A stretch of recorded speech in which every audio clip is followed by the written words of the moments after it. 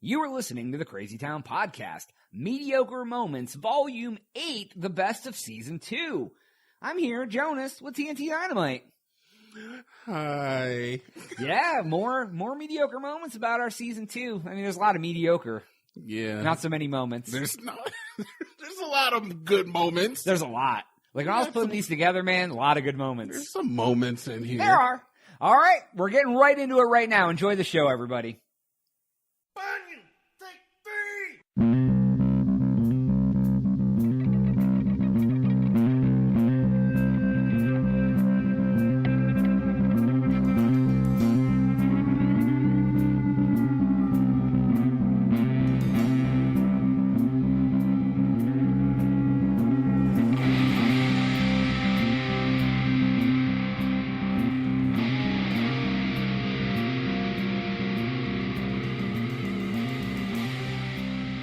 Hello, and welcome to another episode of the Crazy Town Podcast. It's Mediocre Moments, Volume 8, the best of Season 2. My name is Jonas. I'm your host, and I'm here with... TNT Dynamite, the explosive one. TNT, DINOMIGHT. Yeah, man. It's going for some smooth, sultry tones. Ooh, yeah, man. Bit. That's fucking getting it.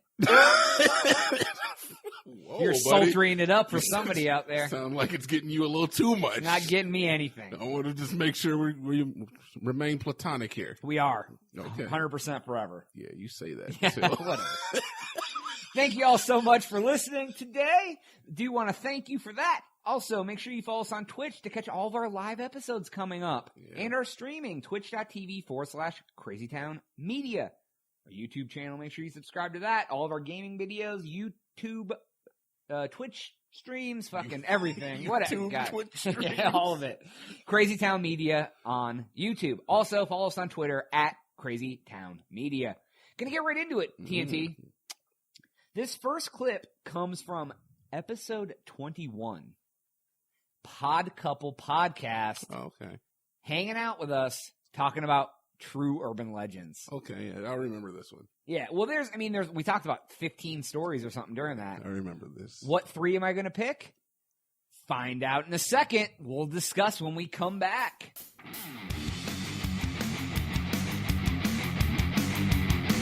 Where am I? All right, this one is kind of sick and twisted, the next one I'm getting to. Mm-hmm. It's called the Fairy House. The Fairy House. Yes, it's a Washington State urban legend. Gay bar? Is it? No, I'm just asking. No, For a friend. No. Okay. That's a derogatory term, TNT. Gay bars are derogatory. Oh, shame. We're going to take you on the podcast and shame you. We're going to shame you for going to the Fairy House. Gay bars.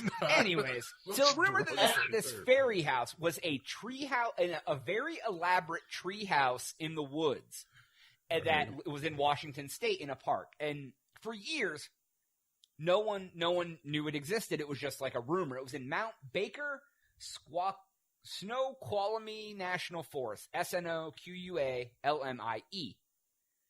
Real place. And I don't know if he was a park ranger or just like an explorer, but this guy went out looking for this fairy house. Mm. So he eventually one day found it. But when he went into the fairy house, He died. there was framed child pornography What in the the fuck? inside of it. Man, Yeah. come on. You can't do that. Yeah, right. So he goes. So like he walks in. He's like, "Oh my god, look at this elaborate fairy house." He opens the door, and there's framed child pornography on the wall. So what he did was he staked it out and got the guy's license plate number when he showed up, and got the guy who went there arrested for. And turns out the guy had a bunch of other child pornography at his house. Oh, yeah, don't fucking he didn't just say. keep it at the fairy house. What? Well, I think that's the key. Yeah, It's going to be one or the other, right? Why would you I mean, build, at the fairy house. why Wow. would you build an elaborate house made of wood to house your child pornography? I don't know, man. It's like asking to get caught. It's like, hey, let's build a remodeled version of the White House in the woods. No one will ever go in there if they find it. Oh wait, they found all my child pornography. I mean, it's like I don't know, man. People are. I mean, I guess if you're a guy who's into child pornography, you don't have the brightest brain anyway, right? I can just see somebody walking into this fairy house and then looking around at all this stuff on the wall and goes, I really like their decorator. I Right. should get the name of this guy's, what do you call that, feng shui artist? Feng shui artist. Oh my God. Well, what I pictured is a Hansel and Gretel house. And, right? And I just, pictured these happy kids being so excited to find this house made of candy, open up the door only to find. So, This is God. so dark. It's like Now you're building a mental The image in trick my is to get head. the kids. Oh, come on. God. Oh man. Well, funny you should say that because we've got a bunch of fairy houses in our neighborhood. Oh yeah. yeah. Do they have Yeah. child pornography in them at all? Because that could be a problem. I've never been in one, No. but Jesus. it's like in some of the parks, they call it a fairy house, and it's got like this fancy door, and it's really teeny tiny, and they're put in like trees. And, some you would open up and there'd be a big hole and there's a bunch of stuff in it, right? Like stickers and tattoos. Teeny tiny figurines. So, like, people put them in the trees to, like, decorate their yard or their land? Or they're big enough a person can go in.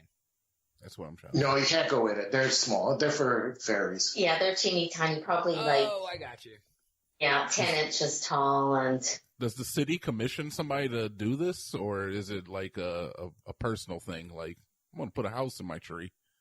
Yeah, no, it's in a park, and some guy just loves making these doors, so he's putting them all over the park kind of thing. So it's like a Yeah. birdhouse kind of, but for fairies. Yeah, it's just got a fancy door, and it's got glitter on it, and it's got a doorknob. You can open it, It's right? modern art, man. Oh, I interesting. get it. I get it. It is, yeah. That's pretty cool. Interesting. But I guess people are taking these fairy houses and they're smashing them into a million pieces. People are such And, assholes. Canadians, they're just like us. They're like, you know what? I fucking hate fairies. I'm gonna smash this fairy house. Fuck this guy. I know he put a lot of work into it, but I don't care. Like, I mean, come on. I know. I enjoy his fairy art. You know, I mean, it's what he does. Is it like a artist from town, or just some random guy who's really into fairies, or what? I think it's some random guy. No, he's probably like a carpenter or something like that. So he likes to do stuff like that. Oh, okay, I got you. Okay. And so it's kind of he's probably retired and he's probably passionate about making these doors and he's probably been making them for 50 years. And he wants to get rid of some. I don't know. That's pretty cool, though. He's like the man who lives in the shoe, but he's the man who lives in a fairy house Yeah, and has to that- get all the extra fairy doors out of his fairy house.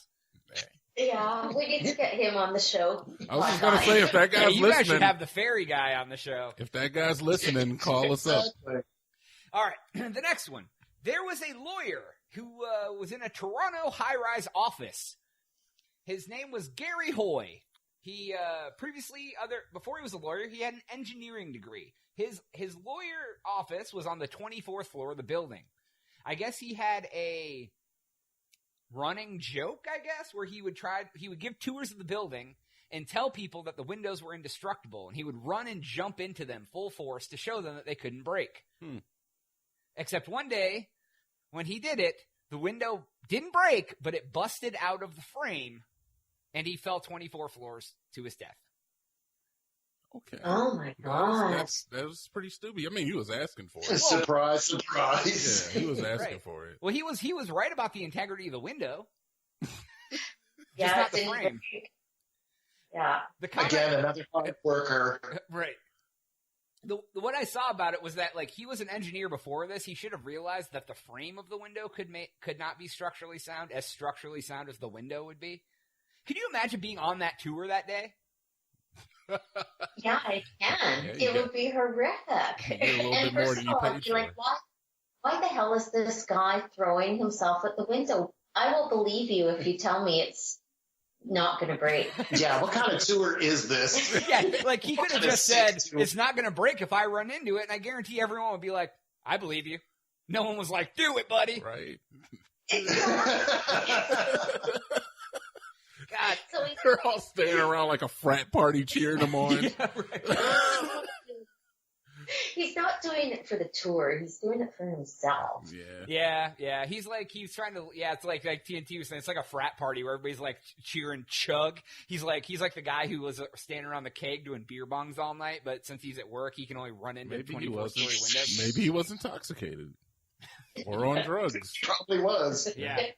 I don't like. I'm trying to think if anything would make me do that, just out of curiosity. What, harm yourself or potentially harm yourself?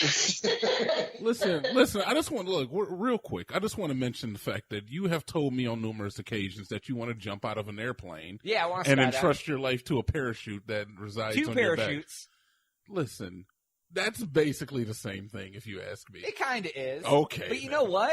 He didn't have 2 windows to break through. He only had 1. Get out of here. Stay on the ground where it's safe. Pod couple, would you guys skydive? I have no desire, and I think Pod Guy has, and his description of, okay. Well, I have. You have skydived before? Yes. And I'll tell you exactly how the experience is.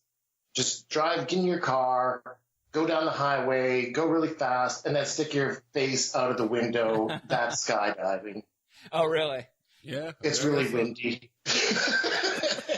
I guess so. Because here's what I told TNT Dynamite. If I jump out of a plane and both parachutes don't open, it was my day to go. And that guy threw himself in the window. That guy threw himself at that window on the 25th floor, and he said, "You know what? If this window doesn't hold me up, it's my day to go." No, he was ignorant. He thought it wasn't going to break. Hey, but there wasn't 2 panes of glass. There was only one window. And are you really counting panes now? We're going to count the panes? Well, I don't know. But I see who the sensible one in the relationship is. It goes for both of us, you and us. All right, here's the story. There is a man. He was called the North Pond Hermit. Figured some of us may like this story about hermits in Maine. Jonas thinks I'm a hermit. More recluse than a hermit. You are more a recluse than a hermit. That's absolutely true. So this man, his name was Christopher Thomas Knight. He lived in the woods in Maine for 27 years with almost no human contact. He was an urban legend that he lived in the woods. He set up camp in a well-drained area, and he went into the woods in 1986 when he was 20 years old with almost no possessions. The only thing he had in his camp were things that he went and stole from local campsites and cabins in the area. That's law of the forest, man. It is unspoken laws of the forest. It said that he committed over 1,000 burglaries over a 40-year span. Sorry, not a 40-year span. 40 a year for 27 years. 40 a year? So almost 1 a week he was robbing somebody's cabin. He would just break into houses. Cabins and campsites because it was in the woods. Oh. Yeah, he probably just snuck right in, and oftentimes cabins don't lock their doors. I guess that makes sense, yeah, because you're like at a campsite. Why would you think a hermit from the woods is going to come steal your fucking sleep? Come on, that's fair game then, right? It's the doors unlocked. Law of the forest implications there. Plus, they left it open. Yeah. But even a tent, right? You could get in. Is there tents in this thing? There's campground. Yeah. Yeah, I'm sure he went in, stole people's food and stuff, and it said that he would. I read a little deeper into this. It said that he would steal propane tanks from the campsite, and he would steal one of the canoes from the campsite. He would bring back an empty propane tank and then steal a full one and put the empty one in its spot, and then use the canoe to get the propane tank to his campsite, and that's how he would cook. And he would just do this whenever he ran out of propane. Hardworking genius, I'd say. Here we go glorifying these guys again. We got to stop glorifying the criminals. I know I just said he was awesome and it was fine, but I'm taking it back. He did eventually get caught. Oh, obviously. After 27 years. And he said in 27 years he encountered one person on a trail, and all he said to them was hi. That's the only amount of speaking he did to another human in 27 years. Wow. That actually is... It's like... I know you would like that one. TNT would like that. Man of my own heart. Yeah, well, I heard that after so many days without human contact, you kind of go insane. Is this true? Oh, I'm sure he was crazy. Who wants to live in the woods for 27 years? Yeah, I would love to know, was he happy? But Maybe he befriended some animals. Have him on the show, guys. Yeah, let's have him on the show. Maybe he had a pair of albino raccoons that he kept at my campsite. It said that the winters in Maine get very, very cold because it's so far north. Yeah. It said that he would survive cold winters by waking up in the middle of the night and pacing the camp until he warmed himself up, and then he would go back to sleep. Mm. oh my God, And that sounds I know, it does sound terrible. It said that after everything came out and he went through his court case and all of this, he did finally come out and say that about 2 months before he was caught, a fisherman and his son stumbled upon his camp that he didn't mention when he got caught or anything, and they never said anything either. But when they finally interviewed these people after the fact when he told about them, he said that the guy just said he wanted to be left alone and it didn't want to be around people. So they were like, well, I guess we'll just leave him in the woods to stealing ways. Stealing ways. No, that's pretty good, man. Yeah. In court, he did say, here's what he said, and I quote, "Solitude bestows an increase in something valuable, my perception. But when I applied my increased perception to myself, I lost my identity. There was no audience, no one to perform for. To put it romantically, I was completely free." God, words. wow, that's deep. He turned into Ernest fucking Hemingway in the woods. Does he have a book? Totally. But you just think he's in jail. It's like a 5-star place compared to what he's used to. So Yeah, right? Miserable. It was an upgrade. He's still in solitary. He just has 4 walls and 3 huts, you know? That's true. That's true. Yeah, he doesn't have to steal anymore. It's all brought to him. Oh, goodness. Well, all right, we're going to take a quick break. The Crazy Town Podcast. So the fairy house. Why would you put it in a fairy house? Just keep it in your house. Why would you build a fairy house in the fucking... Fine. You know what? Fine. It's Yeah. not a question of the pornography. I know you shouldn't have that. But why would you keep it in a house? Like, what the fuck? Like a magical house in the fucking woods. Yeah, what is that doing for you? He wants to go out in nature and enjoy Yeah, his well. illegal wares. Yeah, well, I hope nature is ravaging his corpse right now. I'm sure. And then the lawyer friend, oops, shouldn't be testing them windows. And also the hermit. The hermit. Yeah. Yeah. Yeah, you like that one. Stop giving me that look. What does that look mean? I don't know. What look am I giving you? I don't know. You're looking at me and you're smiling like, hey, yeah, you. What does that mean? I don't even know. I don't either. Up next, from episode 6, the Dyatlov Pass incident. That shit gave you nightmares. Do I remember this one? What episode was this one? Episode 6, the people that went up in the mountains and what happened to them in the mountains? We'll find out on this clip. Nice segue.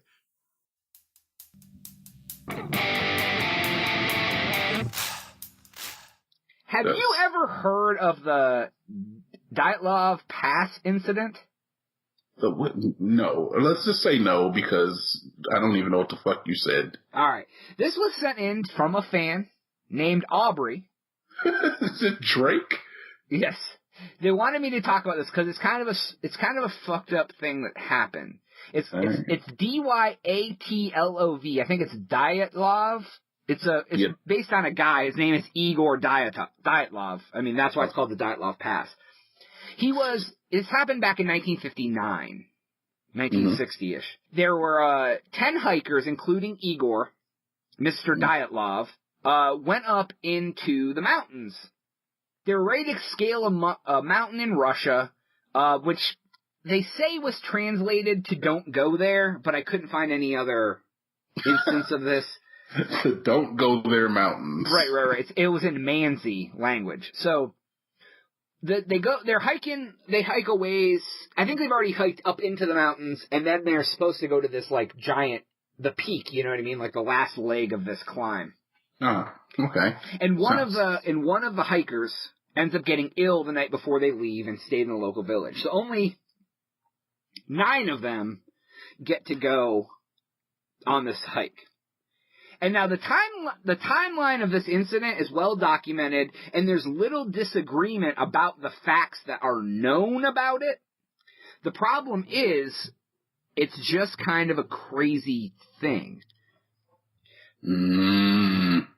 Everyone in this party was an experienced mountain climber person. So it wasn't like it was a bunch of novices up there running around like idiots. Yeah. And then the area they had already climbed was more dangerous than the area that they were actually heading. But they never showed up to where they were supposed to go. I believe they were supposed to meet up somewhere else and then climb this peak. So they sent out search parties to find them. Jonas, this sounds like the premise of a horror movie, dude. I'm getting I'm a little scared. When you hear what happened to these people, it's kind of like a horror movie. Oh, God damn it. No, I don't want to be scared. Are you scared already? A little bit, man. Okay, so they found the campsite about a month after they started searching. Okay. And the hikers' diaries on their trip. Oh, God, there's fucking diaries?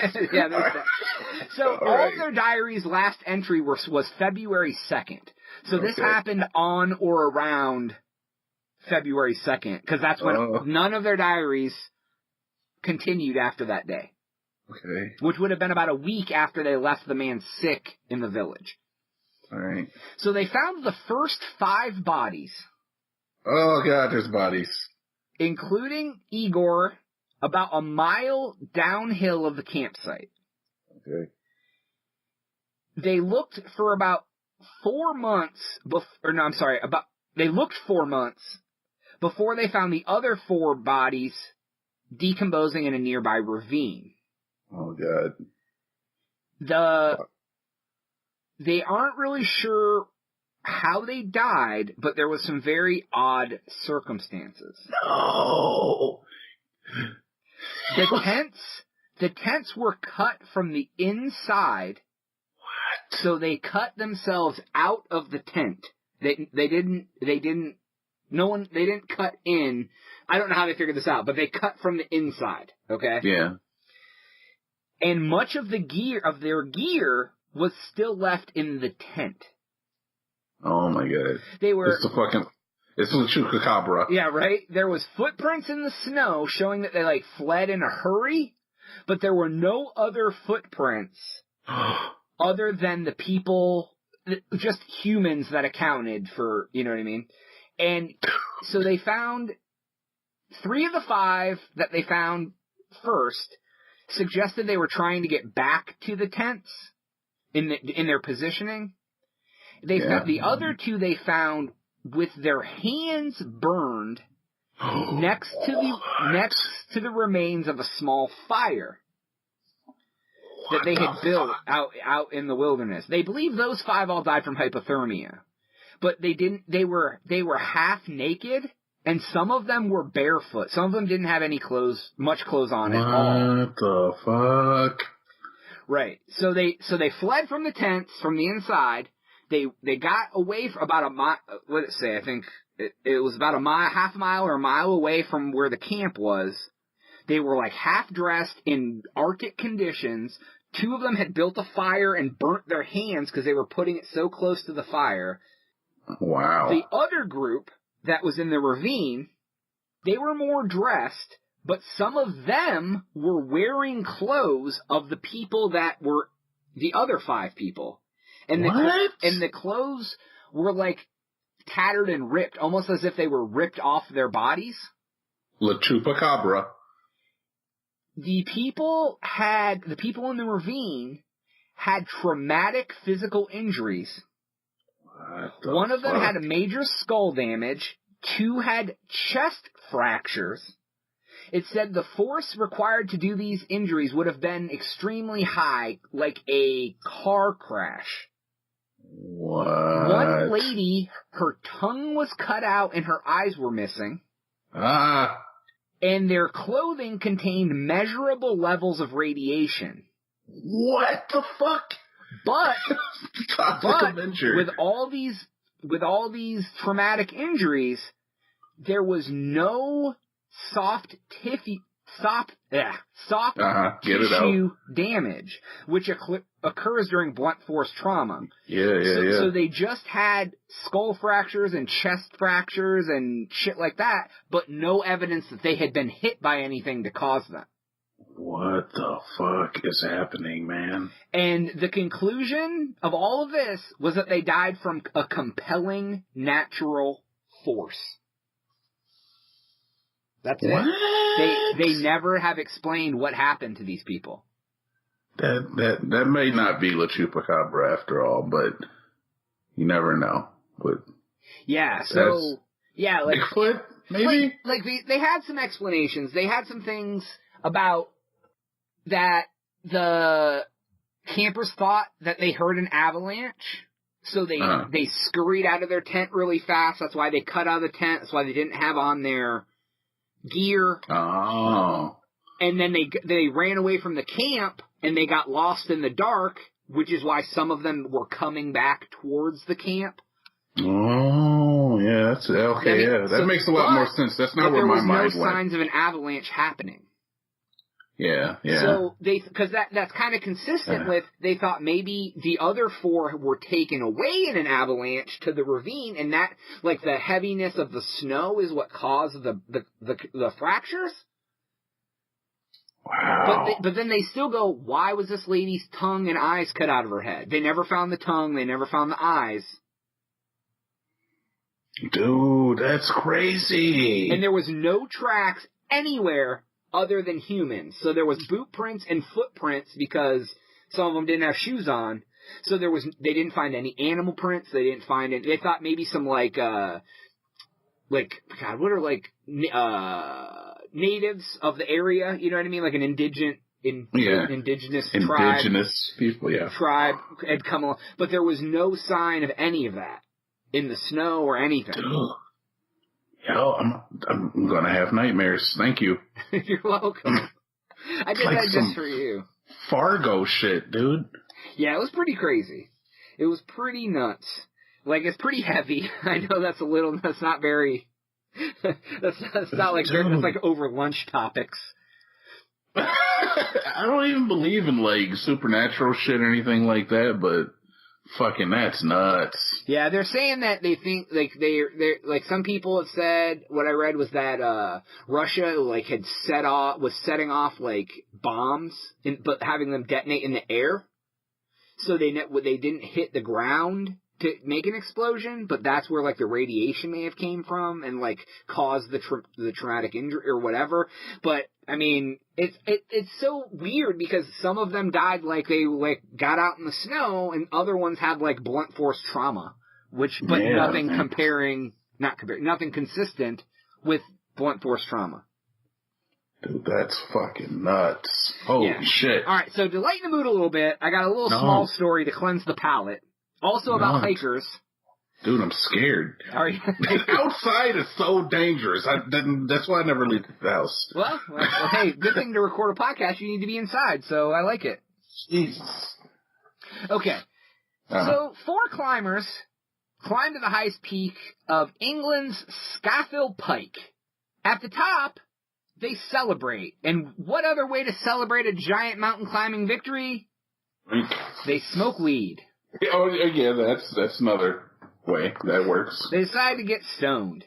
So what happens is they got so high, they were all incapable of walking back down the mountain. They had to dispatch air support and ambulance to the 3,200-foot pike out of here, dude. Come on. To rescue the climbers. The only reason this is known about, the Cumbria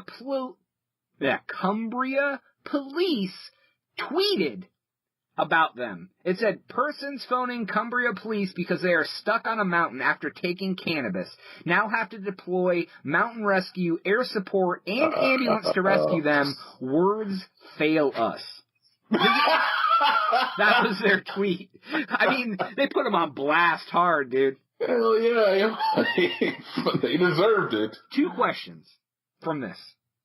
First one, I think they should have to pay for all of that rescue.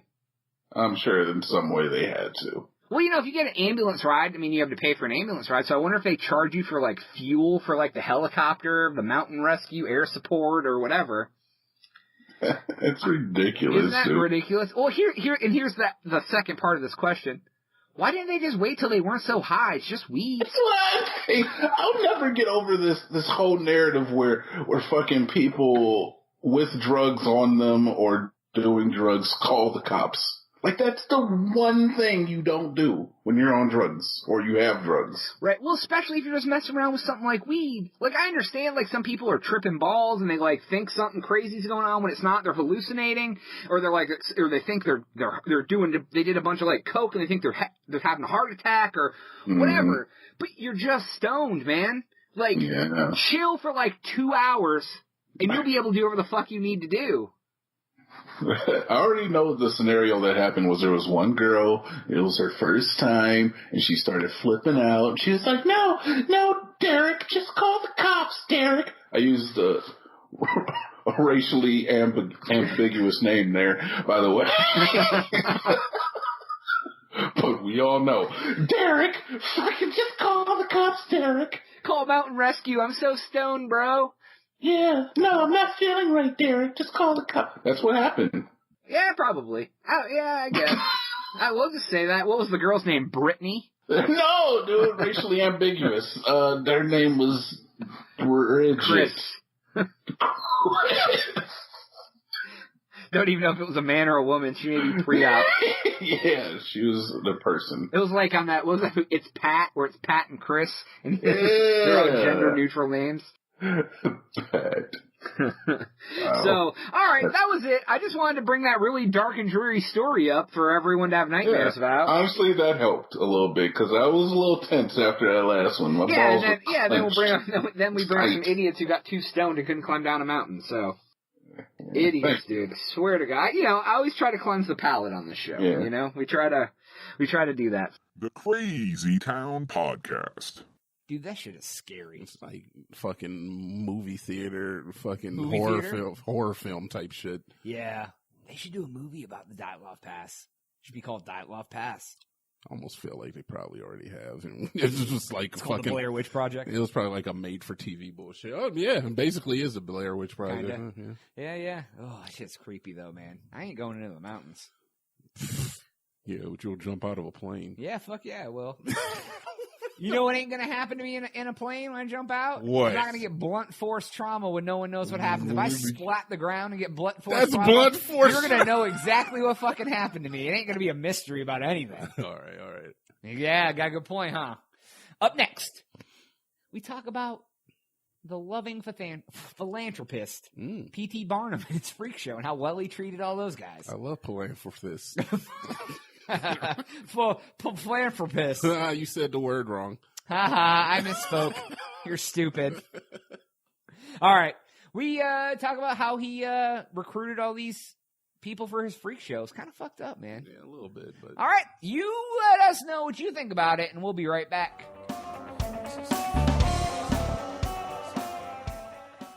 We're going to jump into P.T. Barnum's Circus of Freaks, his freak show. Not my words, his words from back in the day. Okay.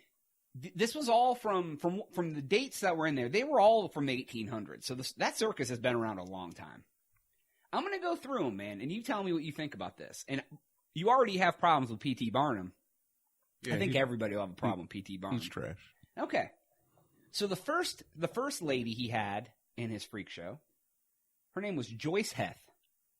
This was the 1830s. Oh, man. He billed this lady as being 160 years old. That was like her shtick. Okay. Yeah. So she had big sunken-in eyes, and they promoted her as being a wet nurse for George Washington. Right. What exactly is a wet nurse? Is that like the birther? Like they birth? They don't birth the baby, but they assist in the birth, right? Yeah, That's the wet nurse, right? So she helped birth it's the not founder when they of feed the baby with their own breastises? I think that was... No, I think the wet nurse helps you deliver the baby. Okay. And maybe, I don't know. We'll have to look that up. Yeah. So anyways, that was like her shtick. When she ended up dying, the autopsy they did showed that she was only 80 years old, but she just looked. Yeah. She had a hard life, you know? I mean, she probably had scurvy and other shit. This is like before nutrition was really a thing. Why are you laughing about scurvy? I don't know. It's just funny to say. Does scurvy do that to you? It makes you look older than you are? I don't know. She's probably malnourished and shit, man. Like, all she had was like fucking... P.T. Barnum wasn't feeding this lady. Right. She was eating out of a dog bowl. No, I don't know. I thought this was really part of the story. No, but I mean, she looked older than she did. They said they were so enthralled about her age when she really died. 1,500 people paid to be present during the autopsy to find out how old she really was. So, like, she had a big following. If 1,500 people in the 1800s paid to watch you cut up her dead body, she was pretty popular. That's kind of fucked up, though, right? Don't you think? Oh, all of it. Wait till I get deeper. I mean, but that wasn't P.T. Barnum. It's not like he had the autopsy on fucking campgrounds. Right, they had it somewhere. It wasn't like under the big top. Maybe he did. Like clowns juggling on unicycles as they did on each side of this 80-year-old woman. They're like, fire breathers and shit. Like the first incision, he shoots a 10-foot flame out his mouth. All right, that was her. Charles Stratton is the next one. Okay. He went by Tom Thumb. He was, I don't know, something, I'm not exactly sure how tall he was because it said that he was 25 inches high and 15 inches tall. So I don't know what the fuck that meant, but I figured I'd jot it down. Feet. Right, so he's like a small person. Yes, a little person. It said that, this is how fucked up this shit was. Like, his stick was he was short. Yeah. P.T. Barnum taught him how to sing and dance and impersonate historic figures like Napoleon. So he dressed up like Napoleon and danced around and sung on stage. So he's exploiting the fuck out of these people who are not average looking or have some sort of thing. Is it bad that I'm not mad yet? You're not mad yet? I'm not mad yet. I cannot wait to tell you about this one lady. I cannot wait. So far, I'm not mad, you know. Okay, all right. Well, I mean, but the little person, the freak, so to speak, I mean, I'm sure they made probably pretty good fucking money for the 1800s. I mean, like, what else is he going to do? He can't go out in the field and plow. The dude's 2 foot tall. What's he going to do? Well, you just straight the farmhand. Like, you couldn't be running a Fortune 500 company. In the 1800s, they didn't have Fortune 500 companies. He could have sold vacuums door to door. Could have sold heroin. Sold Oxycontin. I don't know what kind of jobs. He could have had a good job there. Okay. He had the Warring sisters. The Warring sisters? After the success of Tom Thumb, he wanted more small people to join his freak show. He found Lavinia and Minnie Warren. I've heard of these two. They had a pituitary disorder. Growth. Yes. Lavinia married Tom Thumb, Charles Stratton. Oh, shit. Barnum exploited them. And Minnie married Commodore Nutt, another small man performer. So he had 2 sets of little people couples. This is like in the 1850s or something. Minnie died during childbirth. Yeah. So Minnie died, man. I can't imagine. So Minnie died, man. Minnie, yeah, 1830. Minnie, I'm pretty sure. Yeah, she's dead. Fuck. Right. The Warren sisters were so popular. Abraham Lincoln was a fan of them and requested to meet them in person. Wait, Lincoln was alive in the 1800s? Yeah. No. Yeah. The Civil War happened in the 1800s. No, in 1942, Lincoln sailed the ocean blue? Yeah, that's what happened. Yeah, Lincoln and the World War I, they're one and the same, right? What? No, Lincoln and the Civil War both were in the 1800s, man. 18 what? I don't know the exact date he was president. Well, he was the 16th president. Goddamn history major. Yes, everyone knows I'm a history guy. Oh, here's the good one. I'm saving it. You're saving it? I'm saving it. Because I'm not mad, honestly. These people could have been like, no, we don't want this. The one I'm going to talk about last won't make you mad, but I know you're gonna like it. I know you. I know you're gonna like it. I thought we were gonna piss me off about PT. No, you said you already hated. Yeah, he's trash, but he's just like. People, oh, okay. Well, anyways, they're willing. Zip the Pinhead. That was this guy's name. Oh my god. Okay, I'm not gonna make. He the has comment. microcephaly. Do you know what that is? Microcephaly. That is a small head syndrome. Yes, the brain doesn't develop properly. Mm-hmm. You have an abnormally small head, and you're mentally challenged because your brain's just not big enough. Yeah, it didn't develop. It said that some people call them the missing link of evolution between the whatever. I think between the whatevers. Between God, what's the fucking missing the cavemen and the people?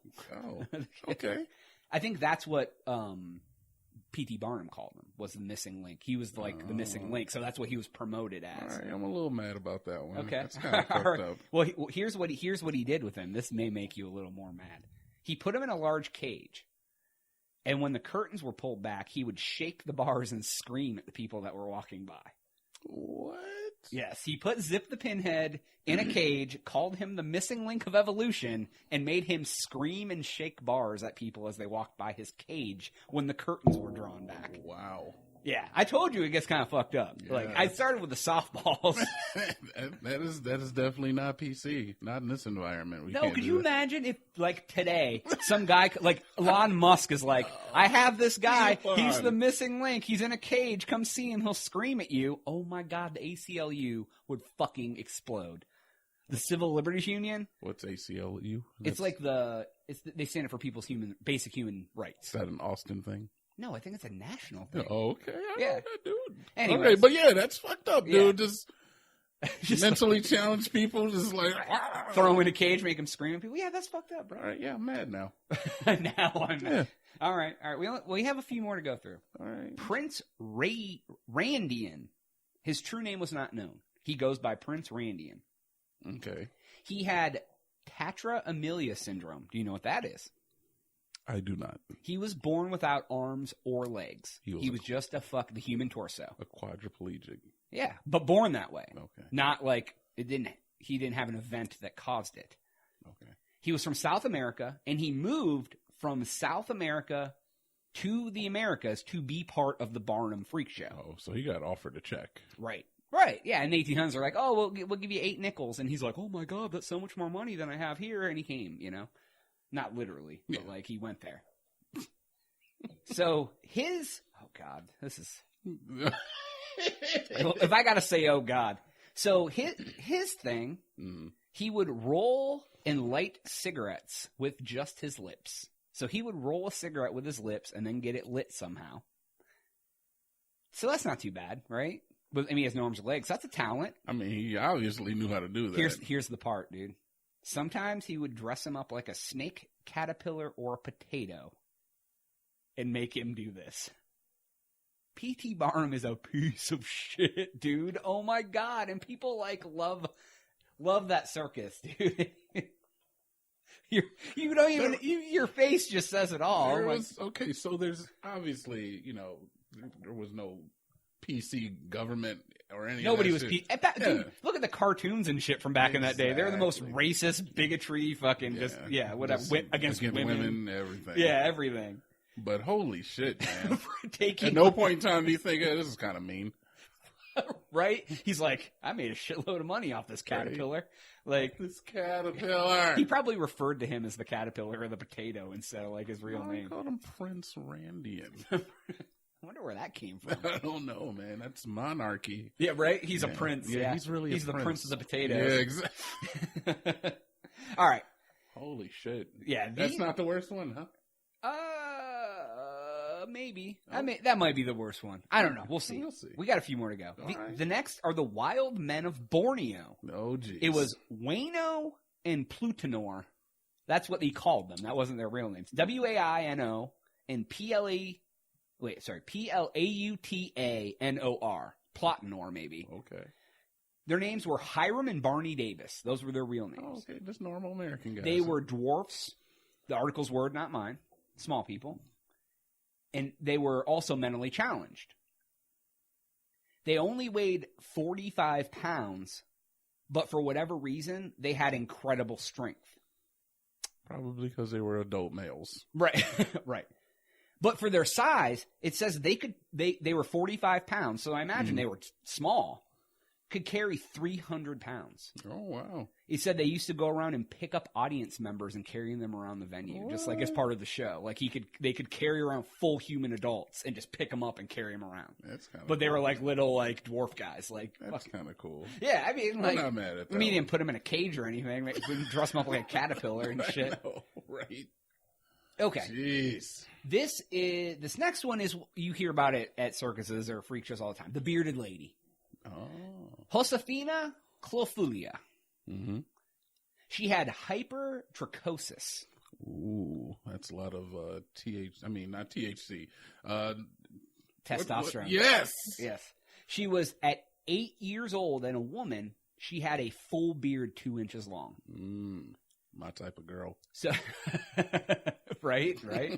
So people would debate whether she was really a woman or a man in a dress. Eventually, people just accepted she was a bearded lady. But Barnum didn't like that. He didn't like just the acceptance. So he paid a man to sue him for fraud that the bearded woman really wasn't a woman. Took him to court.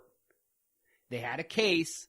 He won the publicity. He won, I might as well call it a publicity stunt. He won the court case, but it basically was a publicity stunt. And after that, he got even more people to draw, a bigger draw, because then there was like a conspiracy behind it. So it worked. It did what it was supposed Right, it did. It absolutely worked.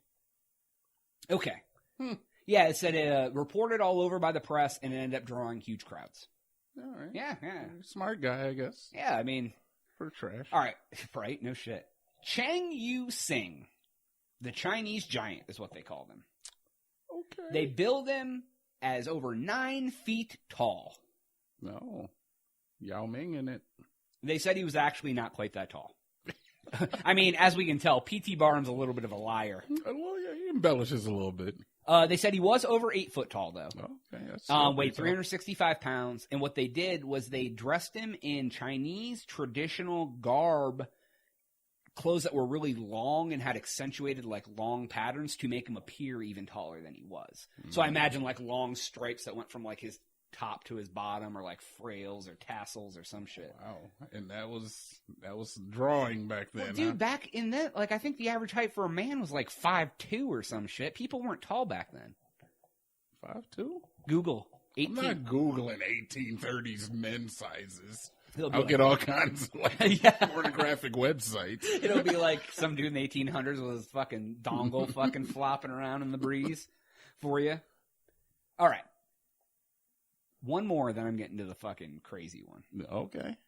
The craziest of them all, I think. Okay. This one is Isaac Sprague. He was a human skeleton. Wow. Look at your fucking... Why are you laughing? I don't know. How can you be a human... I mean, we're all human skeletons, right? Exactly. He had progressive muscular atrophy. No, that's bad. Yeah. Yeah, right? He was 44 years old. He was 5'6" tall and only weighed 45 pounds. So he pretty much probably did look like a human skeleton. They said that this man was in such poor health that he carried a flask of milk around his neck so he could constantly like sip on nutrients all day. I don't know what that really did for him. Like, why couldn't he just drink a glass of milk in between fucking... Wow, that's crazy. Yeah. He's like, can you just imagine? He's like super emaciated. He just like... You gotta imagine doctors didn't really know as much back then. Right, yeah, how to help that shit. Yeah, that's still kind of fucked up. I mean, but that guy was probably willing. Oh, yeah. I mean, well, he probably couldn't walk there, so I'm sure they had to like bus him in from wherever he's from. They just stole him away from the nursing home he was in. Yeah, they slapped him in the back of the wagon and drug him around the United States. Found him laying in a hospital bed and put him in a big top circus tent wagon. Yeah, that's about it. Okay. Yeah, I think that's pretty close to the big top tent wagon. I'm pretty sure that's where it went. Okay. Myrtle Corbin. Good old Myrtle. The four-legged girl. The four-legged woman. She was a Okay. I'm probably gonna murder this, but a Dipygus twin, Dipygus. Never heard of it. So what happened was, No. Ew. the second twin only partially formed in the womb. She was one person. She had 2 sets of fully formed lower body. So it was like she had one top, one torso, and 2 lowers. 2 fully functional vaginas and wombs. Why was that listed in the article? It was, you have absolutely. to do some deep digging No, to get it was that listed one? in the article. Okay. It says, she had 2 full form sets of bottom, but it was one top. Almost like a minotaur, but not front to back, like side to side. A minotaur. What? All right, P.T. Barnum. What else you got? Okay, she ended up getting married. Okay. She had 5 kids. Wow. And if you're wondering, she did successfully birth a child out of each womb. Wow. So she, but here's my question. Why don't you keep one of those vaginas strictly for sex? What do you mean? It'd be a virgin vagina constant. Well, not a virgin forever, but she could save one for childbirthing and one for sex. So look, if you had 2 penises, do you think you're not going to try to fuck with both penises? Or are you going to keep one penis to be the virgin penis? Oh, that's a good idea, because maybe she's like, man, having sex with this vagina feels really good. No. Having sex with this vagina You're going to be could feel fucking better. with both of those penises the first day you get it. The first day out with your second dick, you're going to be like, I can't wait to get this into something. Even if it has to be a fruit. So I guarantee 2 vaginas, you'd be like, hell yeah. Do you think she ever did threesomes? But it would be it'd be legit, each guy would be going to town. Wow. Probably. Did you see the story about the real 2-headed girl? No. There's really a girl out there with 2. Same sort of situation, but she grew 2 heads instead of 2 vaginas. vaginas. Like boom, boom. Wow. There's pictures of her. But everything else is shared. Yeah. And so basically, does she have 2 full necks? Or is one kind of off to the side? Or? Yeah, it's one is kind of right here, but they're both on the same body. Yeah, there's pictures of her giving some dude fellatio. Are you serious? I swear. So she went the porn route with her special talent. She's like, I got 2 heads. What if 4chan is a hell of a drug. Yeah, no shit, right? So what if you had 2 heads and one of your heads wanted to be a giant whore and the other one didn't? So the other one's like. So you mean the other head was not like me whatsoever? No, I'm talking about as a female.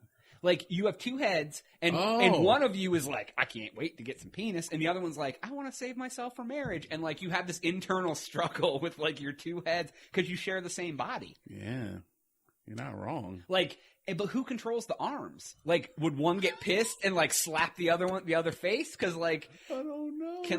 Can the whore head take the left arm and slap the saint head? You're always the whore guy. I don't know. You're the whore guy. The whore guy. I don't know, man. I think they just have to come to terms and maybe all right, you renting the vagina for this. You renting the vagina, but wait. If the one wants to save herself from marriage, once the whore gets the pussy out there, there's no more saving yourself. I figure everything's a timeshare when you're in that 2-headed. So even though the whore head is slamming ham on that vagina constantly, the other one can still consider herself a virgin because she's never wanted the penis. You have gone way off the rails with this one. I asked the hard-hitting questions on the crazy. Way off I the want rails. people to listen to this and go, holy fuck, that's a dilemma. It is a dilemma, but I imagine that it's just a imagine- timeshare, man. Can you imagine if both of them were raging nymphomaniacs? Both heads are trying to get out there and get all the wang doodles they can? Where do you come up with? Yes, I could imagine that. That'd be great.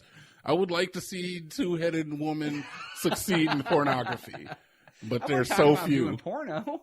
No. Wow, I wonder if why not? I wonder if while one is getting intimate with someone, if the other one can go to sleep and shut down, say it's Mina and Tina are the 2 heads. Mina and Tina. To all of our 2-headed listeners out there, I want to say I'm sorry on behalf of the Crazy Town Podcast. I'm not being un-PC. I'm asking the hard-hitting questions. Oh, you're not See, being un-PC against our two-headed community. I have not said anything bigoted about this two-headed monster. I mean, person. Two-headed community is up in arms. Yeah, there's so many. But okay, so what if Mina is like, oh damn, I think Daniel's super fine, and then and Tina is like, Daniel's ugly as fuck. I don't want his penis anywhere near me. So while Mina's going after the pee, can Tina just shut down so she didn't have the experience having sex with a man she's not interested in? Fucking robots. She's not a Hoover. It's not a. She's not a Hoover. It's not a Roomba. You can just shut it off when you don't want it to work anymore. They'd have to come to terms with it. Literally. They probably both have to really like the young man's company in order for them to consensually have that type of activity. What if Mina takes the body over and Tina's like, no, I don't want this.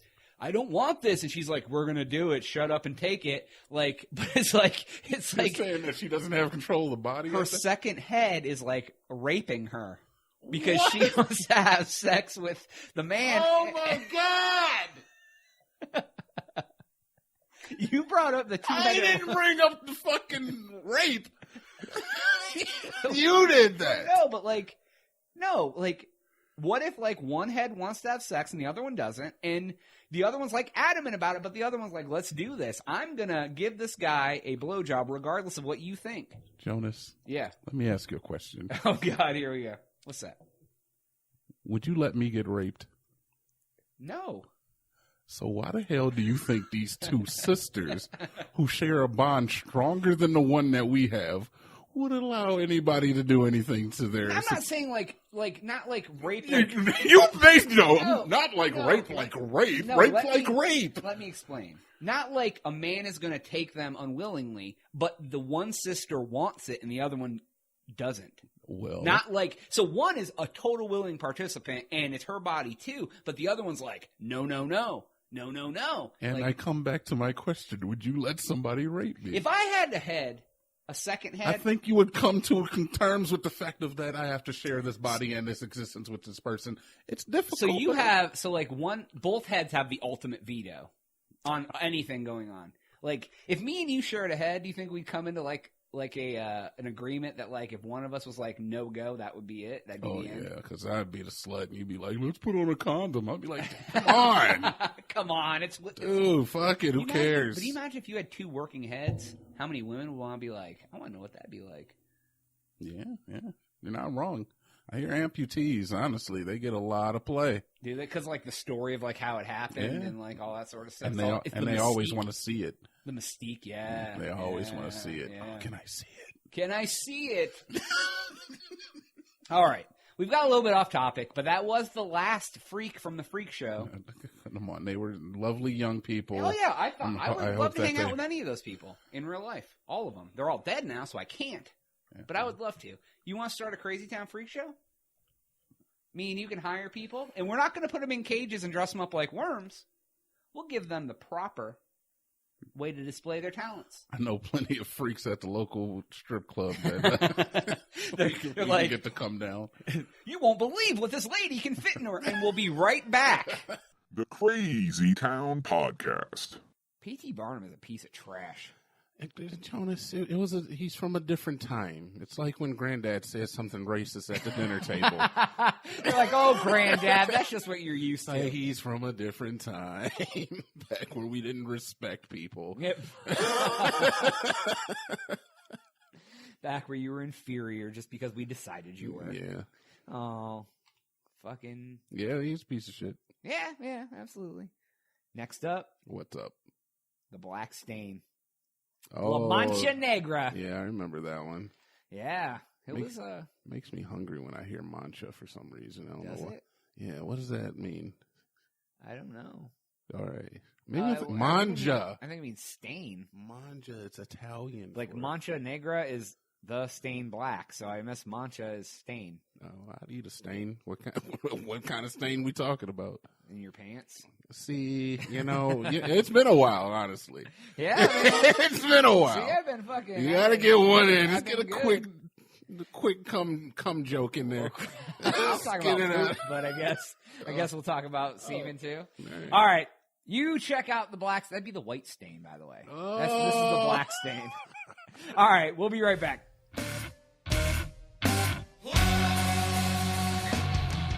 La Mancha Negra. It translates out to the black stain. Okay. So what this is, it's from Venezuela in Caracas. Caracas. So I believe that's Caracas. Yeah, okay. It is a substance that began oozing from the road in Venezuela. It first started in 1986. So oil. Hold on. Don't quit trying to jump the gun, bro. I'm trying to... Sorry. You know, people at home are thinking it too. Well, yeah. Well, that's what they're thinking. They can think anything they want. So this smudge, it showed up on the road, and it was 50 yards long. Black gold, Texas tea. Yeah, right. Like Jeb was like, oh my goodness, let's scrape it off and cash it in. Let's move away from there. Yeah. I said, let's go to California. It's the place I want to be. Anyway. I guess I'm not going to go into the whole song. No. I mean, I'll load my truck in my family or something. I don't know. So they found it on the road. They found it on the road. It was 50 yards long. They found it as workers were patching a 30-year-old asphalt on a stretch of highway. At first, there was little concern about it showing up. But after it stretched to 100 meters, and then eventually it was 8 miles of the highway was covered with this unknown material. Okay. They found that it contracted and expanded with weather. So when it was hot and wet, it would expand. Oh. And when it was cold and dry, it would contract. So it's dick meat. Yes, that's exactly what it is. Composed of dick meat. Surprise! They found out the rope was growing penises. It's a giant foreskin. It's land foreskin. Oh, yuck. Alright, it had a gummy texture, but it made the roads unsafe, and it caused accidents. Actually, between 1986 and 1992, 1,800 deaths were caused by this black stain. God damn, dude. What the fuck? Why didn't they clean it up? So after that, the government stepped in and started trying to figure out what it was and trying to spend millions of dollars in the process to figure out what it is and how to clean it up. They even consulted other countries such as the U.S., Canada, and other countries in Europe. So in 1994, 8 years after it first showed up, they finally decided to try to clean it away. I don't know why they didn't try it till 8 years after it showed up. So they tried first to pressure wash it away. Did not work. It could not be pressure washed away. Then they tried to use a detergent, sort of soap-based thing on it to wash it away. That didn't work either. It would not clean up this substance. Really? Yes. Finally, they ended up taking limestone and crushed limestone up till basically it was almost like a dust and put that all over the stain. It actually did work for a while. It basically just dried it out. But it made the roads so dusty that drivers complained the air was almost unbreathable when you tried to drive on it. So, but in 1996, it came back due to lack of maintenance and a low amount of rainfall. What the hell? Yeah, so at this point, they've ended up bringing in special German cleaning equipment. They didn't say what it was. They never mentioned what this special cleaning equipment was, but they brought it in from the Germans, and they actually cleared it up. I don't know why they didn't mention what the magic was that cleaned this up. It's probably OxyClean. They showed up with a guy from fucking the OxyClean commercial that OD'd. He was Billy just Mays, like, man. Yeah. Rest in peace. They just threw OxyClean down on it and had they had like a toothpick and OxyClean, and it came right off because OxyClean cleans everything so well. And a truck of ShamWows. Yeah, that guy. You're gonna love my nuts. That guy, the Vince guy from the shit. Anyways, so Right, yeah. they cleaned it up. It came back again in 2001. They say it's an inch thick, greasy black blob that has the consistency of chewed bubblegum. That's kind of nuts, man. Right. Now, there are some various theories of what it is. Some people thought it was raw sewage from nearby slums had ran like downhill under the asphalt and caused a chemical reaction that broke down the road and whatever. They thought maybe it was poor quality asphalt, but they claim that the asphalt itself has nothing to do with the creation. But like you said earlier, the most accepted theory is that it's the result of like oil and gas and dirt and poor quality vehicles leaking fluids onto the road. But they can't confirm, they tested it, it's not pure oil or pure gas, whatever. No one still knows what this is. I mean, we have like scientists and shit. Well, yeah, but they don't know, man. It's like... Okay. That's crazy. Yeah. So that's why it's called La Mancha Negra, because it's the black stain. Have you ever seen the movie Creepshow? No. Oh. Well, in a non-millennial world, because I know you're a millennial. Somebody out there seen it. The audience. It's actually Creepshow too. It reminds me of one of the little skits that they did, the horror stories, was these people were on a little makeshift raft in this pond, and this blob started growing through and eating them, and it just reminded me of that. There was no fatalities from the blob eating anyone, just accidents. Oh, okay. Sounds cool. It's not a cannibalistic blob. Wait, a cannibalistic blob would eat other blobs? Well, it's already cannibalized so many other blobs that there's not even any blobs left to cannibalize. It has wiped out all. It is so cannibalistic. It has wiped out every other blob and is now the only blob. Ah, okay, that makes sense. Yes, I'm sure. Yeah. And you say that makes sense. That's my favorite part. Oh, okay, yeah, that makes sense. I got you. Yeah. All right. That's all I got for that. We will be right back. The Crazy Town Podcast. Aliens.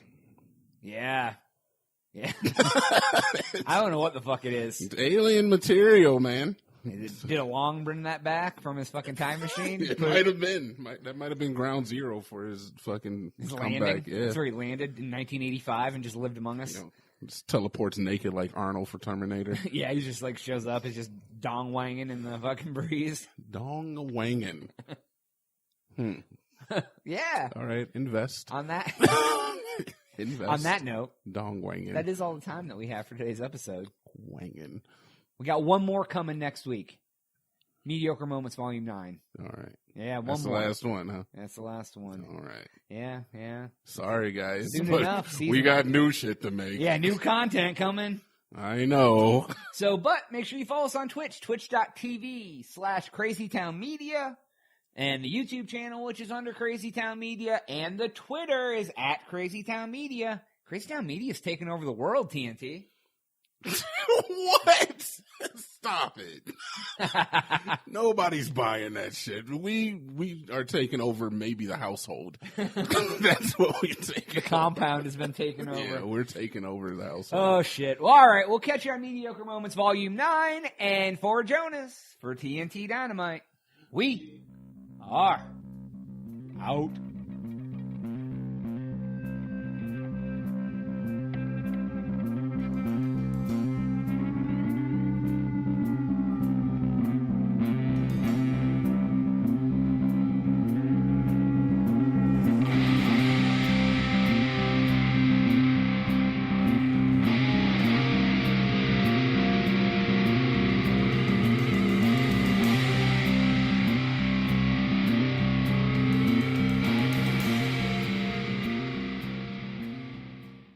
Hour is over.